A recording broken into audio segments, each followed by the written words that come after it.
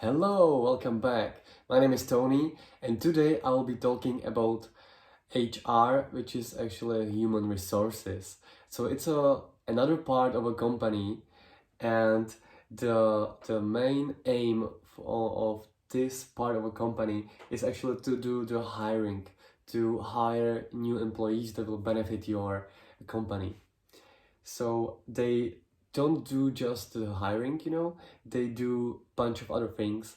For example, they do, the papering, they do the researches, they put the data on a paper to for other, aspects of the company, to make sure that they don't hire too much of them, and they don't have, lack of employees. Another thing that they do is actually they set they set an income point, the finance that the employees will get, and they also motivate the staff. They create, they create, things that they can do in the company and make their job more effective. So it's a very, I would say, also crucial part of a company. Of course, a company has many parts which has to, work together, and every part is important by itself with something. But this is also about the people, people make the profit, So it's very, very important. And it's the hiring agents, the HR specialists also, teach the employees of how things are in the company. But firstly, they need to be accepted. And my next term is CV, which actually translates to curriculum vitae, which means your life on a piece of paper, and it's usually 1 or 2 pages, of A4. So it should be, short, but it doesn't have to be. It doesn't need to be too short. It just requires, simple information, very, structured. Sort of name, everything, and it requires you to put there the strengths and weaknesses of yours. And I would recommend, put there also weaknesses, but not too many. So this is a CV. I suggest you know what it is, because it's very, known name for hiring and all the business, world.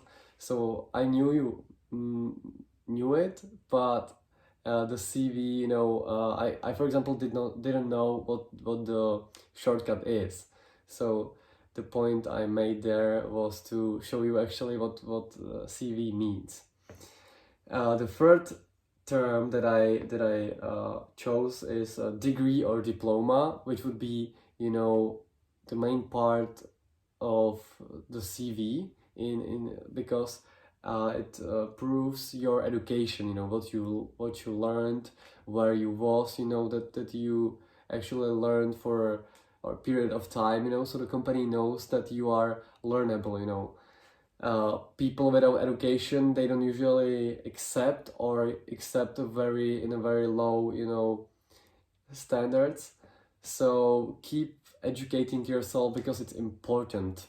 It's the most important thing, because what is the one thing that every successful people have in common? It's that they are lifetime learners. They learn every day. They read a book, they read few pages of book at least a day. So keep educating, guys. The fourth term is fixed term contract. And now we are getting to the documents that you need to sign, when you are happy with the salary that they offer. They might not offer you the salary actually, but you actually want to work for a company, and the HR specialist is also happy with your, you know, skill set, and with your with the with the with the with you, how you was talking, you know, with him and stuff like this. So everything goes fine, and you either can sign a fixed term contract, which is for a period of time that is specific. So for example, half a year, you know, this is a fixed term contract. And then there is permanent contract, which is actually not for a specific period, and this would be, you know, for people that, you know, live there permanently on some, you know, on some place and don't want to move a bit or a lot, you know. So the first one would be for people that don't actually know if the job would suit them, or they wanna travel to another place, you know, in a few months, or, you know. So this is the two main contracts.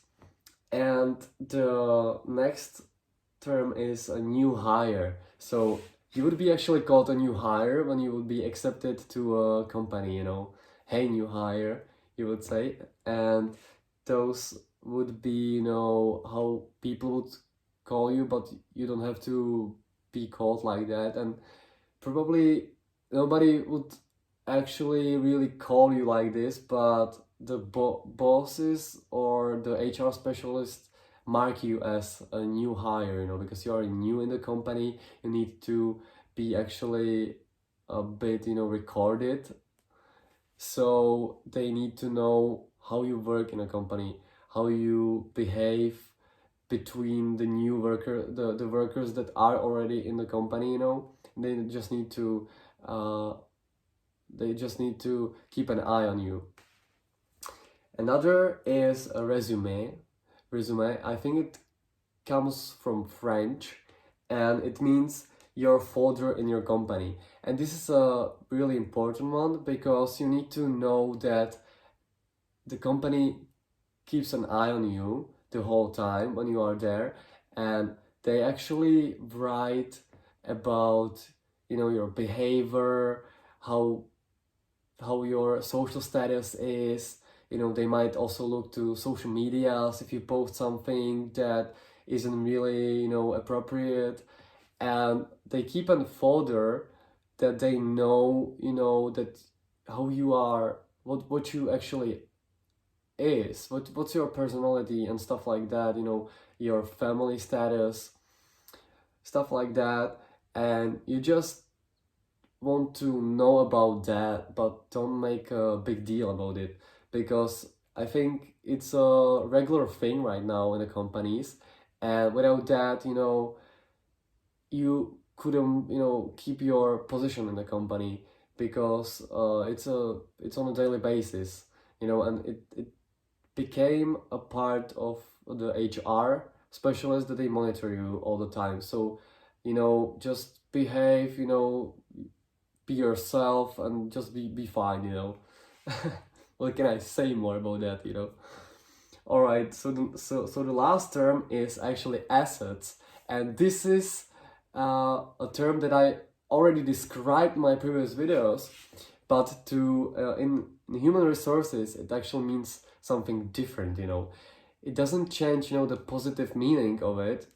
So we were talking about it in the basic terms, and it meant, you know, the positive aspects of a company, what it owns. And in the human resources, it means the strengths, the good points and qualities, for example, in a CV, or your qualities that you can, you know, prove.